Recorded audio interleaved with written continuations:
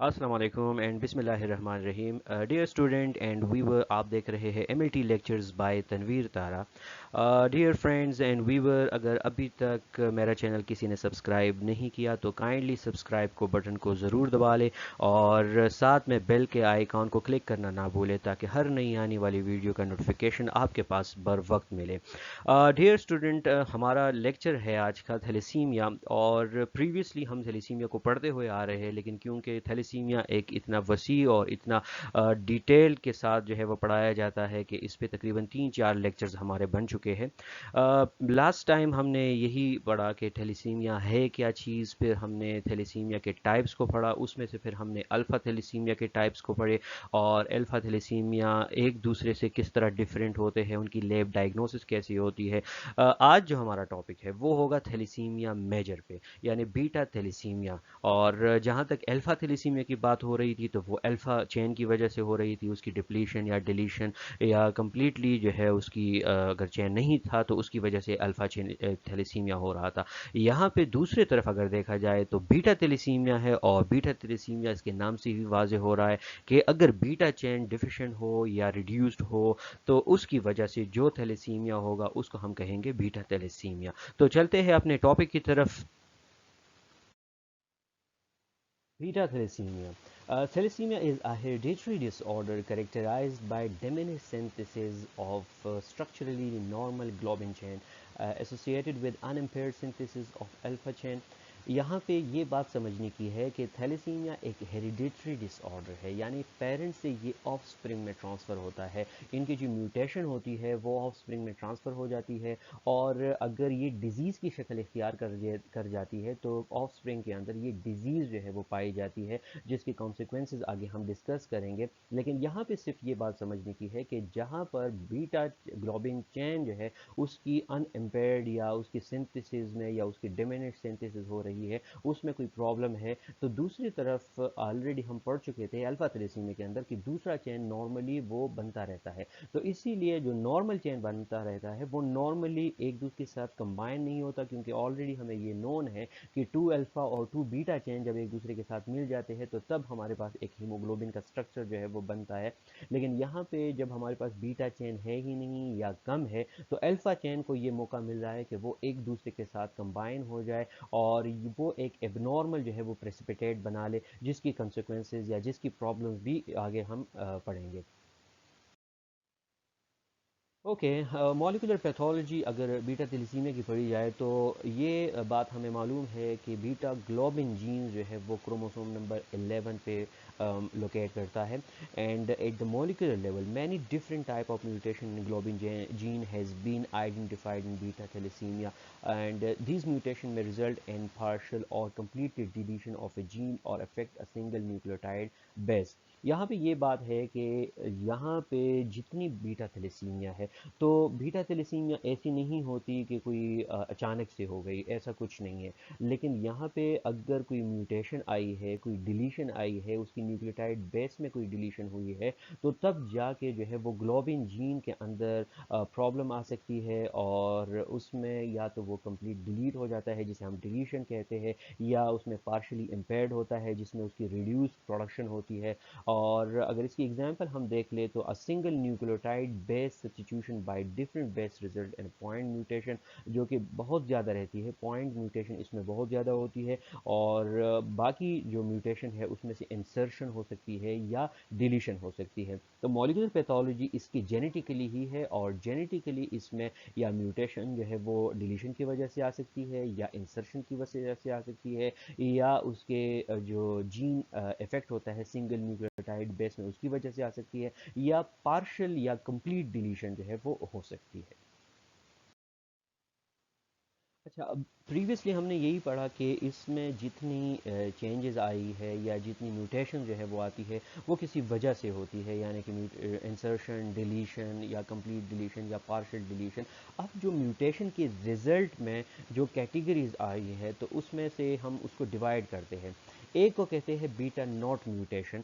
और जो beta not mutation है ये टोटल एब्सेंस होती है इसमें बीटा ग्लोबिन सिंथेसिस की, इसीलिए नॉट मीन ज़ीरो, यानी इसमें कोई जो है वो बीटा ग्लोबिन सिंथेसिस नहीं होती, that's why it's name is beta not mutation. दूसरी तरफ जो है वो बीटा प्लस म्यूटेशन है, और इसमें या तो मार्कली रिड्यूस जो है वो बीटा ग्लोबिन सिंथेसिस होती है, यानी होती है लेकिन बहुत ही कम मिकदार में रहती है, या डिमिनिश्ड होती है कि डिटेक्ट तो हो सकती है लेकिन बहुत ही कम रहती है, बहुत ज़्यादा जो है उसकी अमाउंट में कमी वाक़ हो जाती है, जिसकी वजह से जो है वो हमें बीटा प्लस म्यूटेशन जो है वो दी जाती है या दी जा सकती है।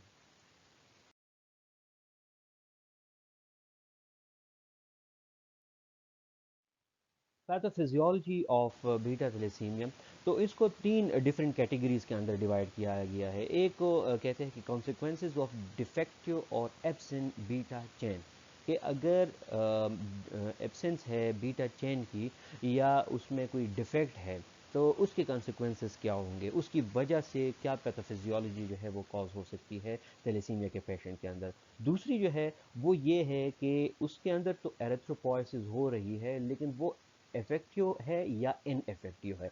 तो थैलेसीमिया मेजर के अंदर वो इनइफेक्टिव एरिथ्रोपोइसिस जो है वो क्यों होती है, और अगर होती है तो उसके कंसिक्वेंसेस क्या है। तो दूसरी जो बात है वो बड़ी इंपॉर्टेंट ये है। और तीसरी बड़ी इंपॉर्टेंट जो है पास्टुलेट, वो ये है कि iron overload and it's consequences, कि अब थैलेसीमिया का एक पेशेंट है तो उसमें आयरन ओवरलोड जो है वो कहाँ से हो रहा है, और ये आयरन जब ओवरलोड होता है तो क्या ये बेहतरी की तरफ जाता है या नहीं, इसकी भी कोई प्रॉब्लम्स जो है वो क्रिएट हो सकते हैं, उसके कॉन्सिक्वेंसेस क्या हो सकते हैं। तो मेनली ये तीन चीज़ें बड़ी इंपॉर्टेंट है, और अब हम एक एक करके इसको डिस्कस करेंगे आगे। The first one is consequences of defective or absent beta chain. पहली चीज़ जो है वो एनीमिया है, तो it's is produced by the following mechanism. ये उसमें एनीमिया क्यों होता है, तो इसके कुछ रीजंस है। The first one is diminish synthesis of haemoglobin A. Lack of production of hemoglobin A causes microcytic hypochromic red cells, not enough hemoglobin to fill up the red blood cell। बड़ी simple और वाज़ेह सी बात है कि अगर आपके पास haemoglobin A नहीं है तो सेल्स जो है वो हाइपोक्रोमिक होंगे, और सेल को सही मिकदार के अंदर हीमोग्लोबिन नहीं मिल रहा, इसीलिए वो अपने साइज से जो है वो छोटे होंगे।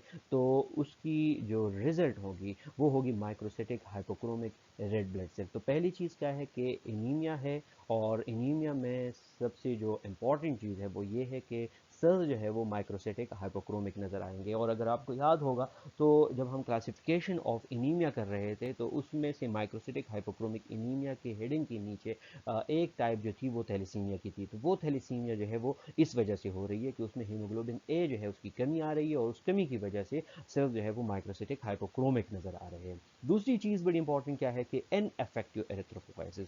The term ineffective erythropoiesis is used to describe condition in which the bone marrow is attempting to produce cells but not able to release viable cells in the circulation।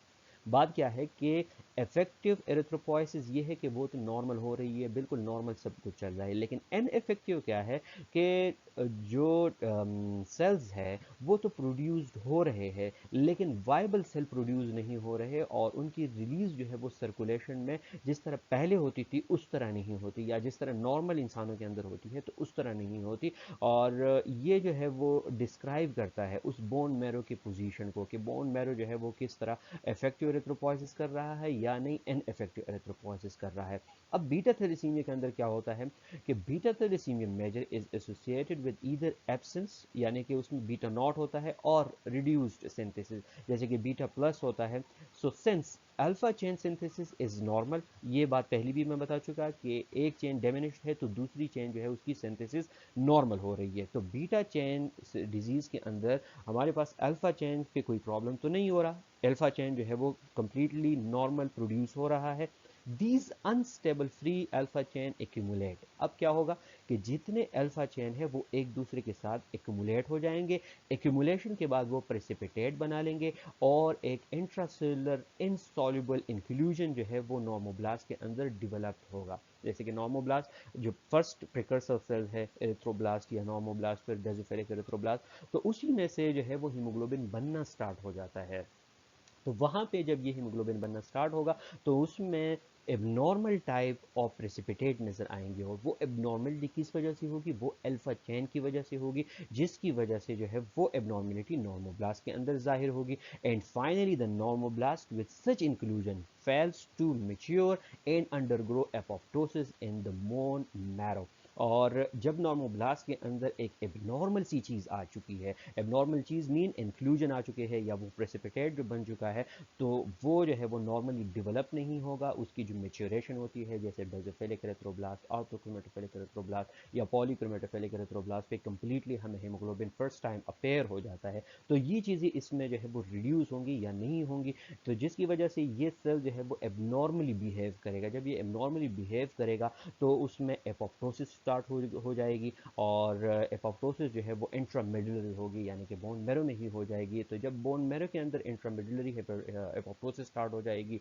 तो वहाँ पे an effective हेमेटोपोइसिस already हो रही है, an effective erythropoiesis already हो रही है, तो सेल्स जो है वहाँ पे ही डिस्ट्रॉय हो जाएंगे। तो दो चीज़ें यहाँ पे हमें पता चली कि एक तो एन इफेक्टिव एरिथ्रोपोइसिस हो रही है, क्यों हो रही है उसकी वजह मैंने बताई कि बीटा चेन जो है वे नॉर्मल प्रोड्यूस हो रहे हैं, लेकिन अल्फा चेन जो है वो नॉर्मल प्रोड्यूस हो रहे हैं। और पूरी कहानी या पूरा किस्सा जो है वो ख़राब हो रहा है किस चीज़ से, अल्फा चेन की वजह से हो रहा है, क्योंकि अल्फा चेन की कॉन्सिक्वेंसेज जो है वो नॉर्मोब्लास्ट पे आ रहे हैं, और नॉर्मोब्लास्ट अल्टीमेटली सेल बनाएगा और ये सर्कुलेशन में देगा। तो जब सेल सही नहीं तरह नहीं बन पाएंगे या बहुत कम मिकदार के अंदर सेल बन पा रहे हैं, तो इंट्रामेडुलरी जो है वो हेमोलिसिस हो सकती है, इंट्रामेडुलरी एपोप्टोसिस जो है वो हो सकती है।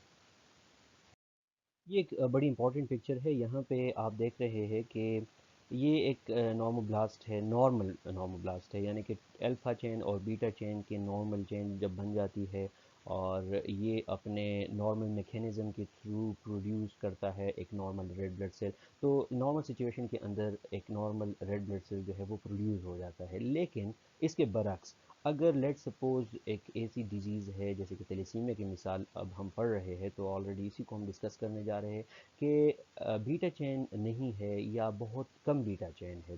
तो यहाँ पे आप देख रहे हैं कि बस एक दो बीटा चेन जो है इन्होंने चेन बनाया हुआ है, अल्फ़ा बीटा, तो ये वो नॉर्मल प्रोडक्शन इसकी होगी, वो जो कि बहुत कम ही होगी। लेकिन बाकी जितने अल्फ़ा चेन हमें नज़र आ रहे हैं तो वो एक दूसरे के साथ एक्यूमुलेट हो जाएंगे। यहाँ पे देख रहे हैं two alpha two alpha two alpha two alpha, तो दो सेम चेन एक दूसरे के साथ इनकी एक्यूमुलेशन ये एबनॉर्मल होती है। और जब ये एबनॉर्मल होती है तो इसके कंसेक्वेंसेस भी जो है वो एबनॉर्मल ही होंगे। जब इसके कंसेक्वेंसेस की तरफ हम चले जाएंगे तो बोन मैरो के अंदर आपकी जो नॉर्मोब्लास्ट है वो नॉर्मल बिहेव नहीं करेगी। जब नॉर्मल बिहेव नहीं करेगी और नॉर्मल हीमोग्लोबिन प्रोड्यूस नहीं होगा तो एक तरफ तो हमारे पास सेल्स जो है वो माइक्रोसेटिक हाइपोक्रोमिक होंगे, सेल जो है वो डिस्टर्ब होंगे। एक तरफ तो इनमें जो नॉर्मल चेन नहीं है, दूसरी तरफ इनके प्रोडक्शन जो है वो ठीक नहीं हो रही, तो ये एबनॉर्मल सेल तस्वुर किए जाएंगे। जब ये एबनॉर्मल सेल जाएंगे और स्प्लीन से होके गुजरेंगे तो ऑलरेडी वी नो कि स्प्लीन जो है वो एक चेक पोस्ट है, और जब ये एबनॉर्मल सेल यहाँ से होके गुजरेगा तो यहाँ पे ये इसको अलाउ नहीं करेगा और उसकी डिस्ट्रक्शन जो है वो स्टार्ट होना शुरू हो जाएगी। जब इसकी डिस्ट्रक्शन स्टार्ट होना शुरू हो जाएगी तो एक सेल तो नहीं है, बहुत सारे सेल है, बहुत सारे सेल की डिस्ट्रक्शन शुरू हो जाएगी, तो इनीमिया कॉज हो जाएगा। जब इनीमिया कॉज हो जाएगा तो टिश्यू हाइपोक्सिया जो है वो प्रोड्यूस होगा, एरिथ्रोपोइटिन जो है वो बहुत ज़्यादा प्रोड्यूस हो जाएंगे, क्योंकि ये भी हमें पता है कि टिश्यू हाइपोक्सिया जब होता है, ऑक्सीजन की कमी जब होती है, तो एरिथ्रोपोइटिन ज़्यादा रिलीज़ होते हैं, और जब ज़्यादा एरिथ्रोपोइटिन रिलीज़ होते हैं तो ये सिग्नल जो है वो कैरी करेंगे एक्स्ट्रा मेडुलरी हेमेटोपोइसिस की तरफ। तो एक्स्ट्रा मेडुलरी हेमेटोपोइसिस जो है वो स्टार्ट हो जाएगी, या एक्स्ट्रा मेडुलरी हेमेटोपोइसिस की वजह से जो है वो बोन मैरो जो है वो एक्सपेंशन जिसकी शुरू हो जाएगी। और जहाँ पे आप देख रहे हैं तो जितनी एरिथ्रोपोइसिस जिन जिन बोन्स के अंदर होती है तो उसमें एक्सपेंशन हो जाएगी। तो थैलेसीमिया मेजर के पेशेंट को आपने देखा होगा कि उनके फेशियल स्ट्रक्चर या उनकी जो बोन्स है वो नॉर्मल नहीं होते, तो इसीलिए अगर इनका एक्सरे किया जाए तो हेयर ऑन एंड अपेयरेंस जो है इसकी इनकी एक्सेस जो है वो ऐसी नज़र आती है।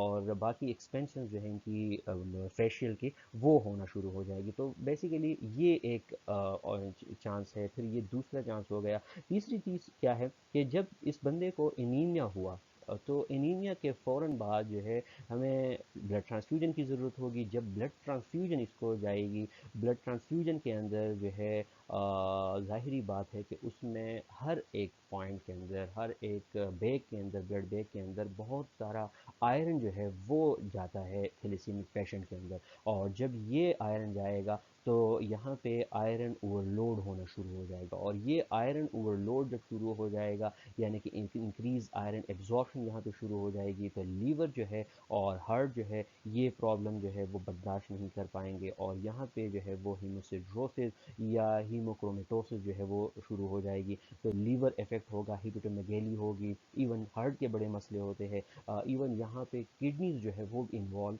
हो सकती है। तो ये पूरी एक डायग्रामेटिक अंडरस्टैंडिंग है। और यहाँ पे आप देख रहे हैं कि दोबारा से मैं एक दफ़ा बता दूं कि एबनॉर्मल नॉर्मोब्लास्ट जब प्रोड्यूस हो गया तो एबनॉर्मल सेल प्रोड्यूस होंगे। एबनॉर्मल सेल जब जाएंगे स्प्लीन से तो एबनॉर्मलिटी काज करेंगे, डिस्ट्रक्शन हो जाएगी। डिस्ट्रक्शन में हम ट्रांसफ्यूजन देंगे, ट्रांसफ्यूजन के कॉन्सिक्वेंसेस जो है वो ये हो जाएंगे। और साथ में जितने एरेथ्रोपोइसिस होगी तो वो एक्स्ट्रा मेडुलरी हेमेटोपोइसिस जो है या एक्स्ट्रा मेडुलरी एरेथ्रोपोइसिस यहाँ पे हो सकती है, जिसकी वजह से जो है फिर उसमें हेपेटोमेगेली, स्प्लीनोमेगेली ये कॉज हो सकती है। और साथ में जो बोन मैरो के फेशियल एक्सप्रेशन है वो भी चेंज हो सकते हैं।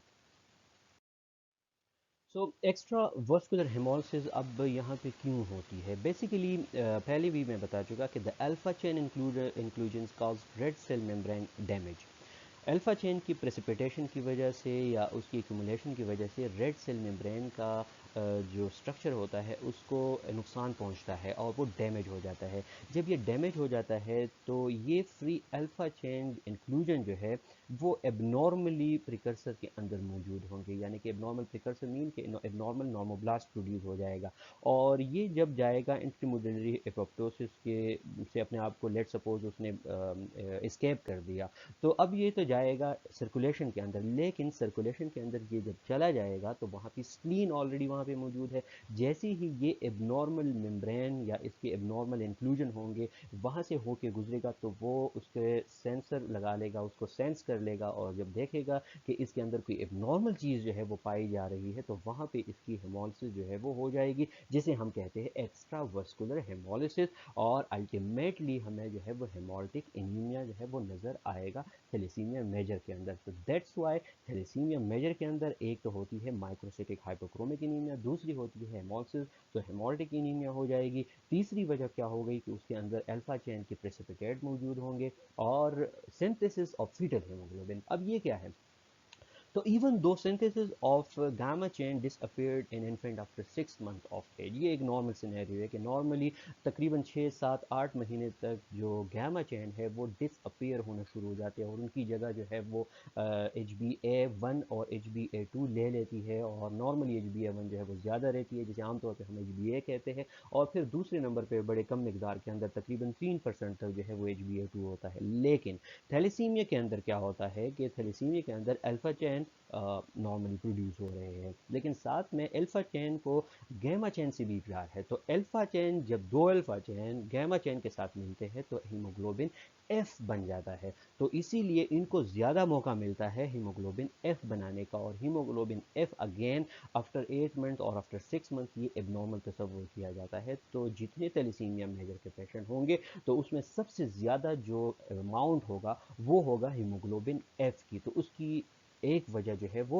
ये भी है कि हीमोग्लोबिन एफ के अंदर 2 अल्फा और 2 गामा चेन जो है वो एक दूसरे के साथ एक्युमुलेट होंगे, और जब वो अल्टीमेटली एक हीमोग्लोबिन बनाएगा तो उस हीमोग्लोबिन का नाम होगा फीटल हीमोग्लोबिन, जिसे हम हीमोग्लोबिन एफ कहते हैं। और थैलेसीमिया मेजर के अंदर ये जो होता है तकरीबन 20 to 90% तक जो है वो मौजूद रहता है। बाकी जो हीमोग्लोबिन है वो बहुत ही कम मकदार में होती है या ना होने के बराबर रहती है। Okay, iron overload and it's consequences. Iron overload भी एक बड़ा मसला है थैलेसीमिया के अंदर, और आयरन ओवरलोड के कुछ वजूहात है, कुछ बेसिस की वजह से होता है। एक तो ये है कि नॉर्मली आयरन जो होती है, जो डाइट्री इंटेक से हम लेते हैं, वो डेडिनम के अंदर जो है वो एब्जॉर्ब हो जाती है, और हैपेसिडीन जो कि लीवर के अंदर प्रोड्यूस हो रहा होता है, वो रेगुलेट करता है आयरन हीमोस्टेसिस को। जितना नॉर्मल आयरन हमें चाहिए होती है उतनी ही जो है वो स्टोर हो जाती है, और इस सब चीज़ों को जो है वो हैप्सिडीन कंट्रोल करता है, और एब्जॉर्प्शन और स्टोरेज को जो है वो एक अपार्टमेंट के अंदर रख लेता है।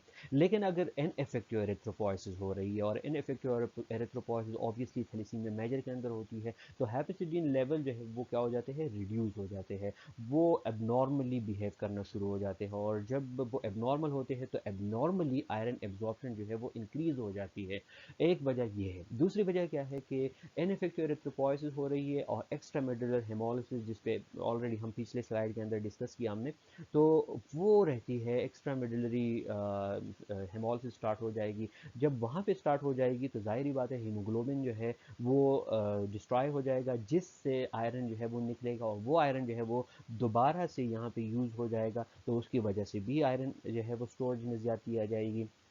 तीसरी बड़ी मेन इंपॉर्टेंट वजह जो है वो क्या है कि रिपीटेड ट्रांसफ्यूजन। और रिपीटेड ट्रांसफ्यूजन जो है वो, क्योंकि थैलेसीमिया मेजर को इनिशियली तो महीने के अंदर एक ब्लड लगता है या 1.5 महीने के अंदर एक ब्लड लगता है, लेकिन with the passage of time as the baby grow, तो बात जो है वो तकरीबन 15 दिन तक आ जाती है। तो हर ट्रांसफ्यूजन के अंदर अंदर सॉरी हर ट्रांसफ्यूजन के अंदर जितने आयरन है तो वो बहुत ज़्यादा मकदार के अंदर चली जाती है, और एक तरफ तो उसकी अपनी हिमोसिस हो रही है, दूसरी तरफ से उसको बाहर से आयरन बहुत ज़्यादा मिल रहा है, तीसरी तरफ से वो डाइटरी इनटेक की वजह से उसको मिल रहा है। तो यहाँ पे इसकी वजह से भी उसमें जितनी आयरन एब्जॉर्प्शन है, जितना आयरन स्टोर्ड कंटेंट होता है वो ज़्यादा हो जाता है। The progressive iron overload cause haemosiderosis and secondary haemochromatosis, and excessive iron deposition often damage parenchyma of organ, most notable in heart and liver and in pancreas। तो इनकी वजह से जो है वो हार्ट की वजह से भी क्योंकि उसमें स्टोरेज हो जाता है, उसका पैरेंकाइमा पूरा डिस्टर्ब जो है हो जाता है, तो जिसकी वजह से उसकी डेथ जो है वो भी हो सकती है। सो डियर स्टूडेंट, आज का ये टॉपिक था जनरल थैलेसीमिया मेजर के लिए, ताकि हम समझ सके कि थैलेसीमिया मेजर के अंदर होता क्या है। इंशाल्लाह नेक्स्ट लेक्चर के हम थैलेसीमिया के टाइप्स पढ़ेंगे, और साथ में थैलेसीमिया के लैब डायग्नोसिस पे हम जो है वो रोशनी डालेंगे, साथ में उसमें इलेक्ट्रोफोरेसिस के बैंड्स जो है वो कैसे होते हैं, और उसकी मॉर्फोलॉजी जो है वो लैब डायग्नोसिस के अंदर कैसे होती है। तो लेक्चर को ज़रूर सुनिएगा। Thank you so much. कोई क्वेश्चन हो तो आप कमेंट्स में लिख सकते हैं। अल्लाह हाफिज़।